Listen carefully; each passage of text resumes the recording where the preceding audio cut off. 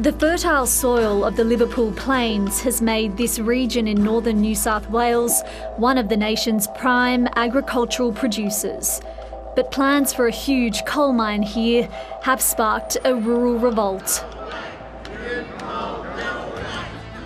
Chinese mining giant Shenhua won conditional approval in 2015 to build an open-cut coal mine south of Gunnedah. Shenhua estimates the mine will create over 1,000 jobs and deliver $900 million in annual local business turnover. Farmers have been vocal in their concerns about the impact the mine will have on underground water supplies, but another group also opposes the project. I am here on the authority of my elders.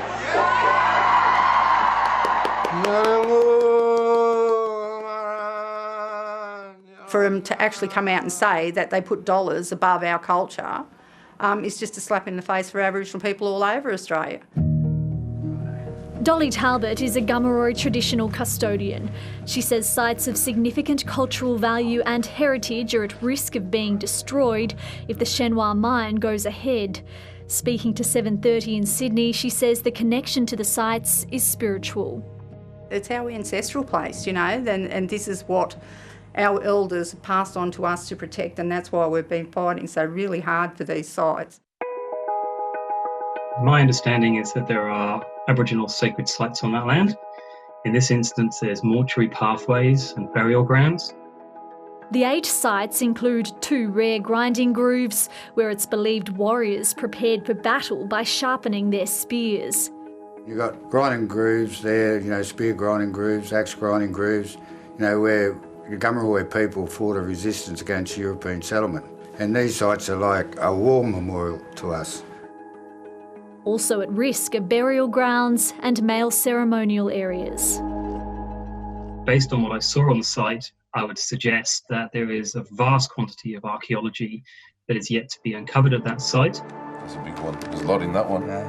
In 2015, the traditional custodians sought protection for the sacred sites under New South Wales law, but were knocked back. In 2016, then Environment Minister Greg Hunt declined to protect the sites under federal law, the Aboriginal and Torres Strait Islander Heritage Protection Act. Greg Hunt said he made the decision based on advice from his department. The Act, I think it's probably fair to say, has not ever really achieved its stated objectives, and it's been found wanting. It unfortunately has not given protection to the many people who have applied for protection. In 2018, the government sent an independent barrister to assess the claim. She concluded the sites were significant. The fate of the sites now rested with new Environment Minister Susan Lee.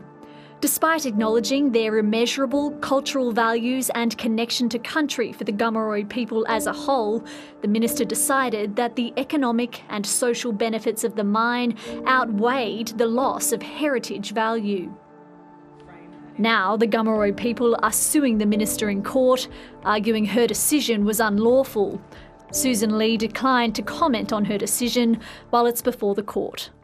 For a minister to say that a community needs the money more than we need our sites, I find bloody disrespectful. There's nothing more important to us than those sites out there. I don't think it's the minister's responsibility to weigh up whether you're going to get a certain amount of dough out of a proposition. She's got to deal with the cultural and spiritual reality of those people's heritage, and to give it protection. Shenhua declined to be interviewed for this story, but has promised to move the grinding grooves to another location. You can't move a site of a particular spiritual nature without impacting the values inherent in it. When 7:30 reported on the destruction of sacred sites in WA last week, Indigenous Affairs Minister Ken Wyatt said he didn't want to see it happen again.